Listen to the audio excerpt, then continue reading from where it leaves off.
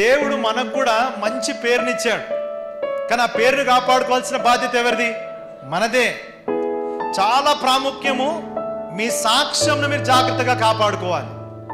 మీ సాక్ష్యము పోయిందనుకోండి, ఇంకా తర్వాత మీరు ఎంత పరిచర్య చేసినా, మీరు ఎంత ఉపవాసం ఉన్నా, ఎంత ప్రార్థన చేసినా, ఎన్ని కూటములు పెట్టుకున్నా, ఎన్ని ప్రేయర్ మీటింగ్స్ అటెండ్ అయినా అంతా కూడా వ్యర్థమే. అందుకనే మీరు చూడండి, దావీదుకి దేవుడు మంచి పేరునిచ్చాడు. ఇక్కడ కూర్చున్న మీ అందరు కూడా, మీరు అందరు పనిచేస్తున్నారు, ఆర్గనైజేషన్స్ లో మీరు పనిచేస్తున్నారు. మీ పేరు చెప్పగానే ప్రజల మనసులోకి ఏం వస్తుంది? చాలా ప్రాముఖ్యము. శాంతి అనగానే ప్రజల మనసులో ఏం వస్తుంది? చాలా ప్రాముఖ్యం.